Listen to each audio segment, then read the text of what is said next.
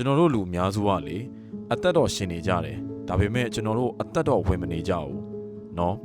အဲ့ဒါဘာကိုပြောချင်တာလဲဆိုရင်ကျွန်တော်တို့ဒီအုံနောက်ထဲမှာပဲနေပြီးတော့မှပေါ့နော်ကျွန်တော်တို့ဒီနှလုံးသားနဲ့ရှင်သန်ဖို့မေ့သွားတာကိုပဲပြပြချင်တာပါကျွန်တော်တို့တွေအမြဲတမ်း analytical လုပ်တဲ့ဒီအုံနောက်ထဲမှာပဲကျွန်တော်တို့ရေရှည်အကြာကြီးနေနေတယ်ဆိုရင်ကျွန်တော်တို့ဘာဖြစ်တတ်လဲဆိုရင်ကျွန်တော်တို့ရဲ့ဒီနှလုံးသားနဲ့ဝေးကွာသွားတတ်ပါတယ်အဲ့လိုနှလုံးသားနဲ့ဝေးကွာသွားတဲ့ချိန်မှာကျွန်တော်တို့လူဖြစ်ရတဲ့ဒီအနှစ်သာရကြီးကလုံးဝပျောက်သွားရော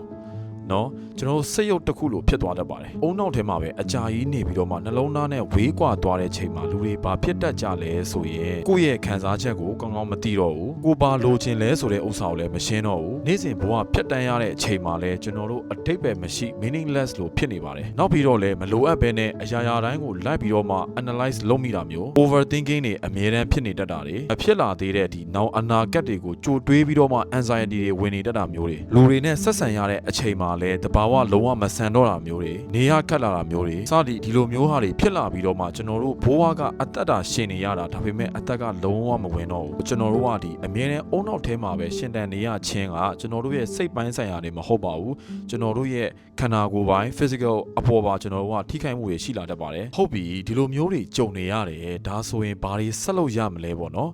ကျွန်တော်ပြပြမယ်အဲ့ဒါဘာလဲဆိုရင်ကျွန်တော်တို့အမြဲလိုကိုယ့်ရဲ့ခေါင်းထဲမှာအရာရာကိစ္စတိုင်းတွေကိုလိုက်ပြီးတော့မှ solve ဖြေရှင်းဖို့မကြိုးစားပါနဲ့เนาะကျွန်တော်ဥပမာနဲ့ပြမယ်ဆိုရင်အခုဒီဗီဒီယိုကိုကြည့်နေရမလားကျွန်တော်အခုဒီဗီဒီယိုမှာ lighting တွေကောင်းလားမကောင်းလားเนาะကျွန်တော်ဗီဒီယို quality အယောင်ကဘယ်လိုလဲ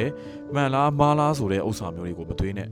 เนาะကြည့်ပြီးသွားတဲ့ချိန်မှာဘယ်လိုမျိုးခံစားရတယ်လဲကိုယ့်အကိုပြန်မေးကြည့်ပါဒီဗီဒီယိုကိုကြည့်ပြီးသွားတဲ့ချိန်ကျရင်လည်းเนาะဖုန်းလေးကိုချပြီးတော့မှပဲဖြစ်ဖြစ်ကျွန်တော်တို့ဒီဘာမှမတွေးဘဲနဲ့ခဏလေးစိတ်ငြိမ်ငြိမ်လေးနေပြီးတော့မှကိုဘာခံစားချက်တွေခံစားနေရလဲဆိုတော့ကိုပြန်မေးကြည့်နောက်ပြီးတော့လည်းကျွန်တော်တို့နေ့စဉ်ဘဝမှာလည်းဖြတ်တန်းနေတဲ့အချိန်မှာတစ်ခါတလေကျွန်တော်တို့ဓမင်းစားနေတာပဲဖြစ်ဖြစ်အလုံးလုံးနေတာပဲဖြစ်ဖြစ်ကိုလမ်းလျှောက်နေတာပဲဖြစ်ဖြစ်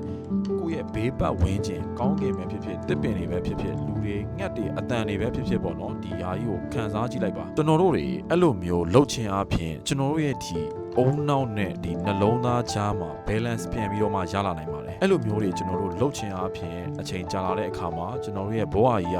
အသက်ပြန်ပြီးတော့မှဝင်လာမှာဆိုတာတော့သိကြပါတယ်ကျွန်တော်နာမည်100ပါအကယ်၍တစ်ခုခုခံစားမိတယ်ဆိုရင်ဒီ comment အောက်မှာတစ်ချက်မျှဝေပေးခဲ့ပါဦးနော်